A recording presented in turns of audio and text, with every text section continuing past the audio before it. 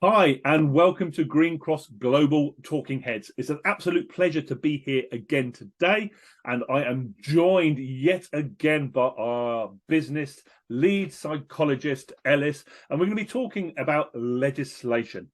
And the reason we're going to be talking about legislation is, as much as possible, we want to be current with our talking heads. And there is lots and lots of talk at the moment about mental health becoming part of legislation. So mental health first aiders being part, exactly the same as we have our physical first aiders. So straight over to you then, Ellice. So, and it's great that we're starting to talk about this and about this becoming part of legislation within the working place. What are the positives about having this passed as a legislative act? I think one of the best things that could come from this is consistency, because particularly since mental health first aid became, a well-known training program, because there's no legislation or any kind of guidance around mental health first aid in the workplace. It seemed to be that some organisations were really embracing it and doing the training and supporting the well-being of their staff with these types of training initiatives and strategies. And then others might not have been doing as much or perhaps even nothing at all. So it's good to see that potentially this legislation could mean that companies all start to sing off the same hymn sheet a little bit when it comes to well-being of mental health first aid, getting that consistency and also a bit of clarity as to what we should be doing for well-being at work or with our mental health first aiders. What do Yeah. you think? Yeah, no, I think, and there's lots, if you go across many different platforms, there's lots of talk at the moment about this news, about legislation, positive and negative, and we'll talk a little bit more about some of that. Fundamentally, yeah, I like what you're saying about standardization. It is actually about Yeah, an approach that goes across every organization. So it isn't kind of just something that is for organizations that can afford the frolity of having first aiders, of the luxury that actually we're exactly. saying that actually for every organization, every employee should have support and should be, safe. And it's really going back to the Health and Safety at Work Act 74, isn't it? About the health, safety, and welfare. And it's really that redefining of welfare. I think it's great that it means that we're talking about it. We're openly talking about it at the point where they're talking about it in Parliament, which is always got to be a good thing. I think, as you said, I think there's lots of bits that need to be worked out, and we'll discuss some of those in a minute. But fundamentally, yeah, to have a conversation where we've been talking for years about having physical health and mental health on the same playing field. This is the conversations to really actually do that. So as a positive, yeah, I think absolutely fantastic. So my next question for you then, is it as simple as just saying, because what a lot of people are worried about, and what I'm worried about as well, it becomes this classic tick box exercise, that actually, Yeah. yeah, okay, you need to have first aiders. Here is a first aider in an organization. So what are your worries or the pitfalls about when this becomes a legal requirement?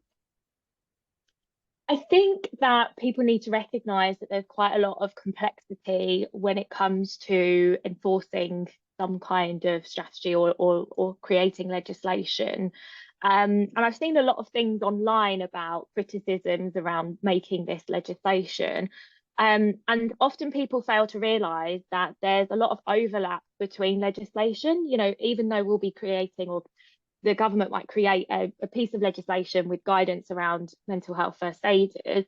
Lots of people are worried that it's not going to be enough and that it's not going to be clear. There's not going to be enough guidance. There's not going to be enough support for our mental health first aiders. But there's also a lot of overlap between some of the other pieces of legislation. And you've already mentioned one, the Health and Safety at Work Act 74.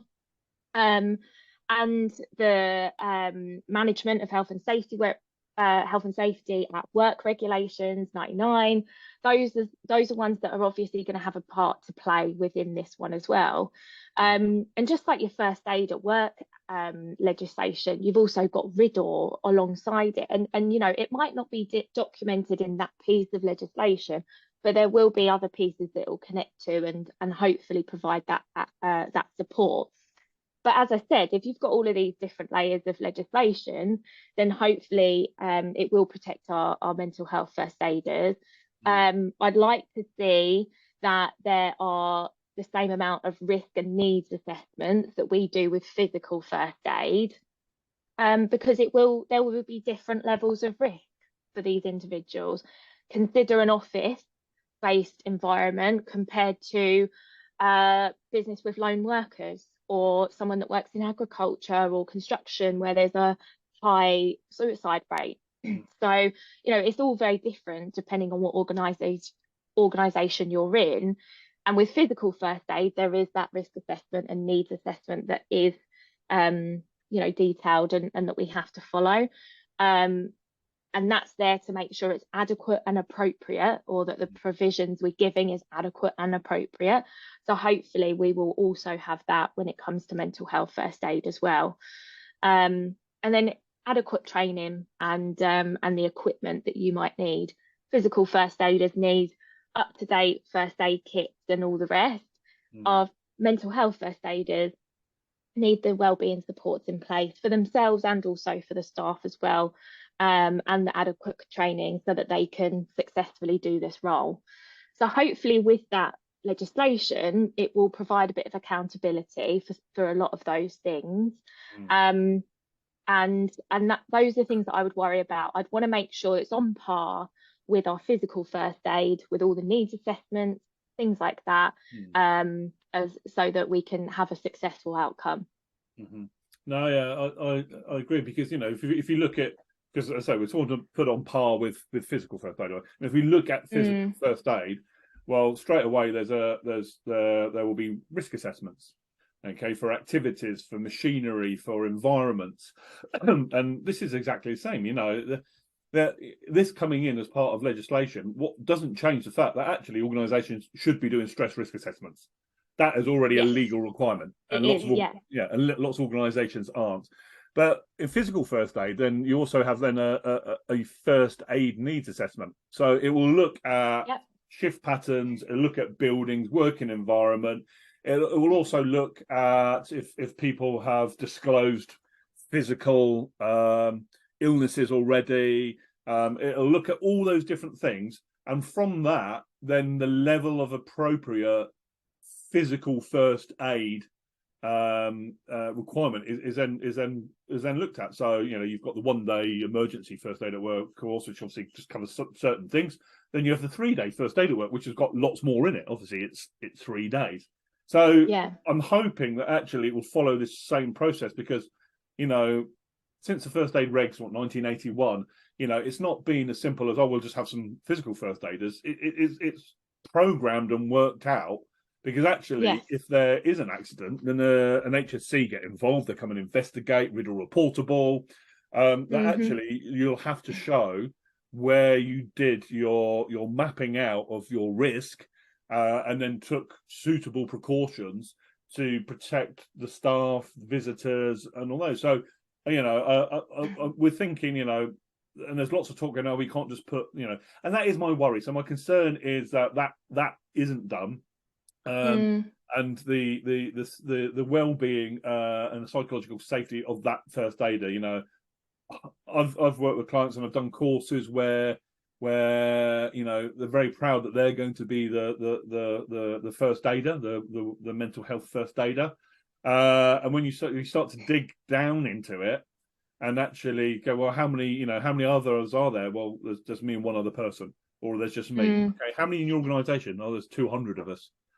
So I think that's my concern, that in certain cases it doesn't become a tick box exercise, but in certain cases, unfortunately, I think that's going to happen, because that happens with physical first aid. That actually, we've deemed our level of appropriateness just to be an e-learning appointed person, and that will cover us all. The pathway to compliance. So, you know, for me, it's the same as you. My worry is about the individual in that organisation and the expectations. So how can we alleviate all that worry? So you've got a blank piece of paper, okay? The government Okay. have come to you, Ellice, as a lead business psychologist, and they've got a blank piece of paper and they're saying, Ellice, so we want to set out a standard for implementing first aiders in the workplace. Okay. What do you do? Well, I think that physical first aid and mental health first aid need to be on par. So consider the complexities of the role. What are the risks? What sort of environment do they work in? Do that needs assessment, figure out what kind of appropriate and adequate training and equipment that they need. And also reflect on all of the other pieces of legislation that is relevant for mental health and wellbeing at work to make sure that you meet the legal requirements. So that would be things like your stress risk assessments for employee or employers with over 5 employees, although to be fair, it might be worth still doing them, even with a smaller number. And then you want to monitor the program. You know, you don't just want to train your first aiders and let them loose and never see them again. You need to monitor their own well-being and the success of the program. How are they feeling? What sort of conversations have they been having? One of the most well-known providers of mental health first aid training have recently released an app which is helpful to monitor the conversations, and it gives them the signposting that they might need at the click of their phones, which is really helpful. And that collects that anonymous data that we can then use with part of our risk assessment. So continuously monitoring the well-being of the first aiders and then the success of the program is really helpful. And I think that for me, the most successful mental health first aid initiatives I've seen, there usually are some kind of leadership within that role. You know, in health and safety, you'll probably have a health and safety officer, you'll have appointed persons in first aid that are part of that have some responsibility of making sure that the equipment is there and in date, and you know, continuously monitoring that as well. And I think it would be great to see that the legislation has that as well, that you know, they document what their wellbeing leader is, or what kind of leadership team they have. But I really want to highlight that mental health first aid or well-being at work, well-being at work is often far more complicated than having those initial conversations. And you've mentioned things like psychological safety earlier, and psychological safety and toxicity in the workplace can create this climate that really hinders the success of programs. And that is not the responsibility of mental health first aid. You know, it's about the initial support given to someone who is feeling in distress or in a crisis. They're not there to actually improve the well-being, generally speaking, at work. They're not there to improve the psychological safety or the toxicity in the workplace. So some of the things that I've seen online, I think people are struggling to separate that. And actually, remember, with mental health first aid, their responsibility is initial response to somebody in distress. If you are experiencing difficulties in the workplace with not feeling like you can be yourself, feeling like, you know, there's lots of blame and the lack of psychological safety, if the general climate isn't a happy and supportive working culture, that's not mental health first aid. That is a climate concern that is not the responsibility of the wellbeing first aider team.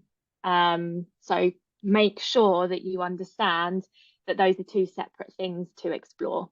I think that's a really good point. A really good point. You know, putting it into perspective of what we already have in the workplace. You know, a fire warden, fire marshal, whatever you want to call them. You know, their responsibility is safety, getting people safely evacuated. They're not really actually there to fight fires. Okay. And what they're certainly not to do is to put the fire strategy in place to stop the fire to start with.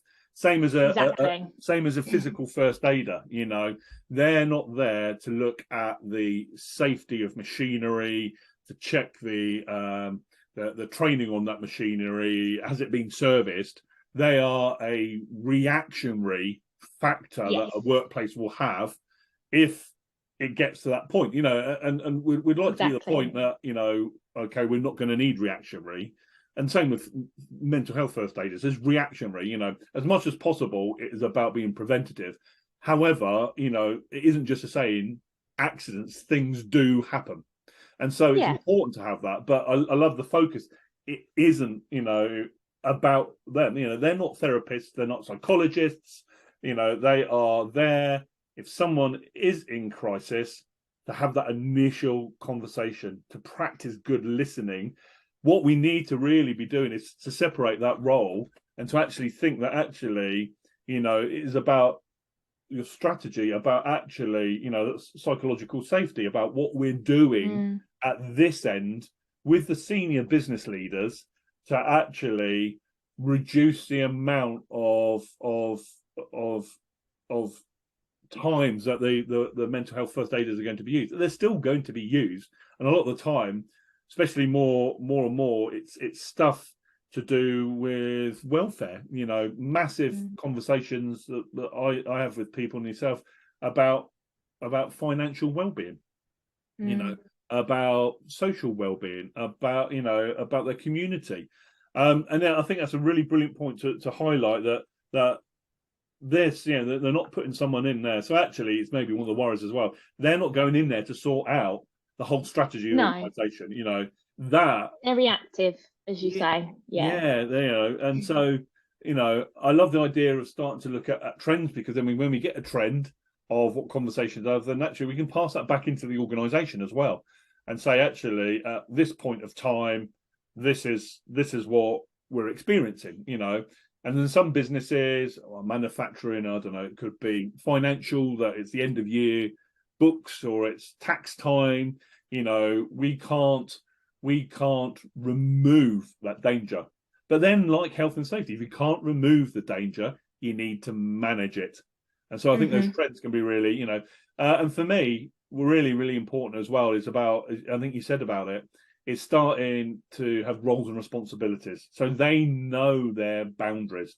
Like a physical first aider, their role is not to go and make sure that the machinery is serviced. The answer, isn't having someone there with some bandages and plasters. That isn't going to help the safety of the machinery. And it's exactly the same. So clear and defined roles and responsibilities based around an overall strategy. It can't just be, well, we've got some first aiders now, that's our mental health strategy, because that isn't. It's about, as you said, senior partners, leaders taking responsibility, and as what you do day in day out is about data driven. Why do we need this? Why do you need those? Just because legislation says? It's about actually, why do we need it? When do we need it? How are we going to implement it? So the implementation is everything, isn't it? Absolutely. And I think that is, again, one of those worries that people have had, is that, if the roles and responsibilities aren't clearly defined, then they'll expect too much of the mental health first aiders. And I can imagine some organisations have just put in their mental health first aiders and thought, that's it, we've ticked that box, and we've done our wellbeing strategy. But we really do need to separate those things in some degrees to make sure that you have two separate strategies that work in collaboration with each other. And that's what I hope to see the legislation do, is that it bolsters the other pieces of legislation that is there to support our well-being. But unfortunately, because of that legislation is slightly out of date now, there's not lots of discussion about mental health and well-being and what that looks like in the workplace.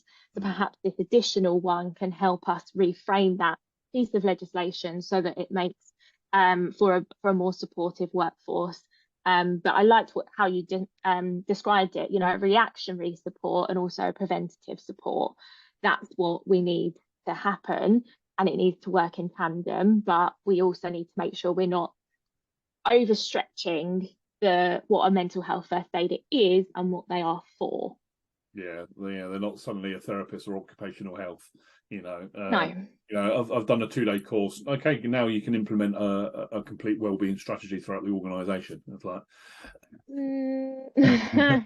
brilliant, Ellice. As always, an absolute pleasure to talk to you. It's great to be able to share thoughts about legislation. Yeah, we think fundamentally talking about this subject, absolutely fantastic. Not as simple as just putting first aiders into the workplace, as it isn't with fire marshals or physical first aiders. Okay, it's part of a strategy, and we need to implement this properly, based around risk assessments, based around the legislation and the law that's already in place. So an absolute honour to be with you. Thank you everyone for listening, and we'll catch up all again soon. Thank you very much, and thank you. goodbye. Goodbye.